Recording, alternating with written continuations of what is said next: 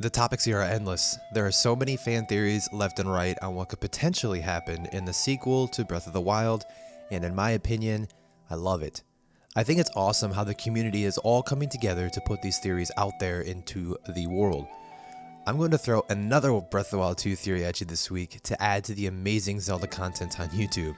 Let's talk about why Ganon's return is pretty much a guaranteed thing at this point, based on all the information that we've seen and how Breath of the Wild set up the perfect scenario for the return of the Evil King himself. Hello and welcome to Zelda Theory. I'm Derek, aka D-Rock, and as I touched on before, Ganondorf's return is literally all but confirmed at this point, right? Let me tell you my theory on the matter. Now, how long has it actually been since we've heard anything about the sequel to Breath of the Wild? Obviously, other than the brief update we got when they announced Skyward Sword, at least 2 years, right? Nintendo has confirmed one thing though, that the sequel will use the same map as the original, which I think everyone in this community unanimously agrees that it's a very good thing, as long as they add a couple things. Underwater exploration. Honestly, other than the news that we got, the actual story is still a huge mystery to all of us that are just foaming at the mouth, just waiting for more Breath of the Wild 2 news. Come on, Nintendo, give me something to sink my teeth into.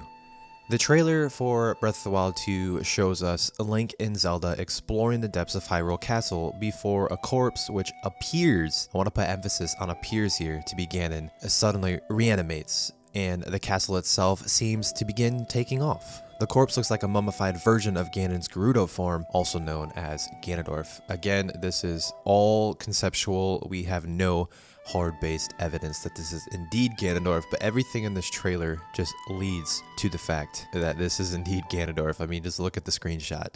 I mean, it's beautiful.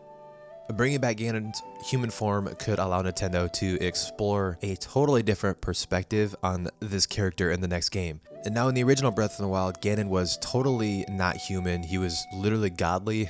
And if you play Breath of the Wild, you know what I mean. He appeared only as Calamity Ganon and looked something like a demonic boar of red smoke that was just going to destroy everything in its path. If he was ever a human, this Ganon appeared to have surrendered his humanity entirely to the malice, which is the evil substance found throughout the first Breath of the Wild. The final boss fight of Breath of the Wild hinted that Ganon may have been a different kind of being in the past. Calamity Ganon appeared to be partway through regaining a physical form when Link defeated him in the first game. Now, the trailer for Breath of the Wild 2 appears to have revealed that somewhere deep beneath Hyrule Castle, the corpse of the original Ganondorf was dormant and has come back to life. Now, a more humid version of Ganon may be a way for Breath of the Wild 2 to reveal the character's underlying motivations or goals in a way Calamity Ganon was too monstrous and too godly to explore, if that makes sense. If the body that appeared in the trailer, the teaser trailer that we got, really was Ganon himself, his form appears to have been just completely possessed by malice, even if that's also the only thing keeping him alive. Now, this kinda may allow a portrayal of Ganon, which is distinct both from his appearance as a Gerudo King in previous games in the series and the first Breath of the Wild's totally godlike take on the character. There's so much potential for Ganondorf's character in Breath of the Wild 2. Like, I have not been this more excited to see Ganondorf return in a Zelda game in so long, just specifically because of how Breath of the Wild set it up. Calamity Ganon appears to be one of the most individually powerful forms Ganon has ever taken across all of the different Zelda timelines. Examples of this were everywhere in Breath of the Wild. In the beginning of the game, when you're talking to the King of Hyrule, he emphasizes how strong Calamity Ganon was and how they underestimated his power. He took control of all the Guardian Stalkers, the Divine Beast, everything, and they totally underestimated how strong Ganon was. Now, that being said, if he once was a Gerudo, this would suggest that he achieved this powerful form by totally surrendering to the power of malice. Now, Nintendo has the opportunity here to present a version of Ganondorf which has returned to be a more human state after becoming a being of pure evil. This version has the potential to be monstrous like Calamity Ganon, but to reflect more of the humanity that existed before the transformation. So picture Calamity Ganon, but looking like Ganondorf in Twilight Princess or something like that. I think that would be super cool. I think we all can agree that Ganondorf is just going to look amazing in the sequel to Breath of the Wild. Now, I do want to point out that this doesn't actually mean that the next game's version of Ganon has to be more sympathetic or empathetic. I feel like the echoes of Ganondorf's humanity could reflect his fear, his ruthlessness, and ambition. Nonetheless, it could prove to be a more balanced version of the character than the purely rage-fueled Calamity Ganon that we seen in the first Breath of the Wild, which seemed that his only goal was to destroy Hyrule for the sake of just being a godly destruction like God himself.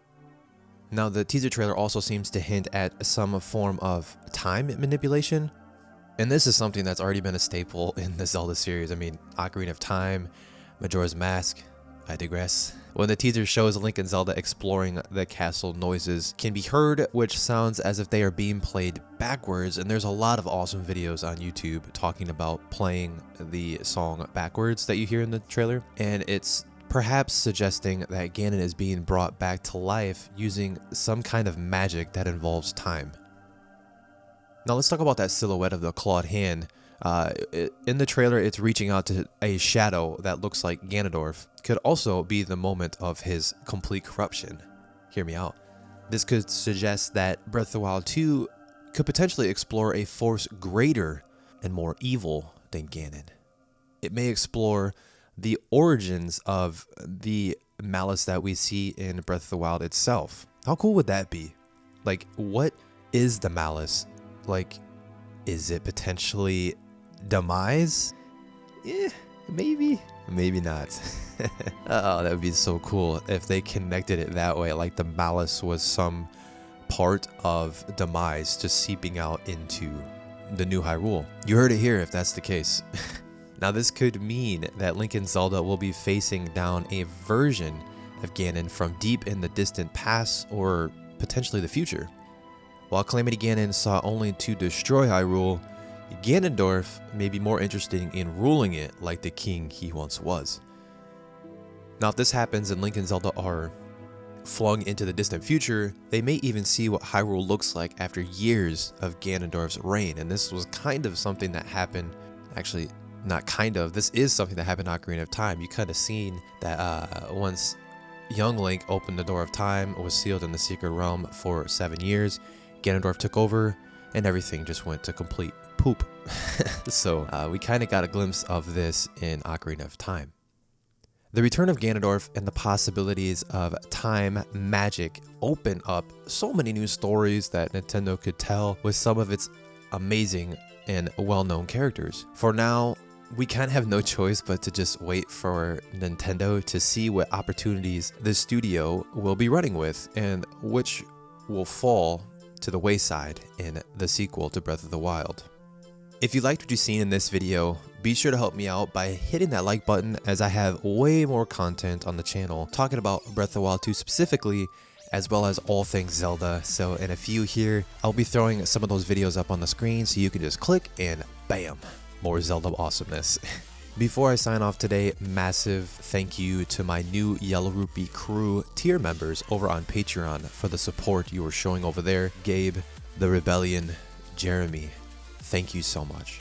If you'd like to have access to this community as well as access to a secret podcast only available to my Patreons, be sure to click that link in the description and come check it out. As always, continue to be the light, and remember, it's dangerous to go alone. Much peace and love. Let's talk soon. Click on another one of those videos. Let's talk about Zelda some more.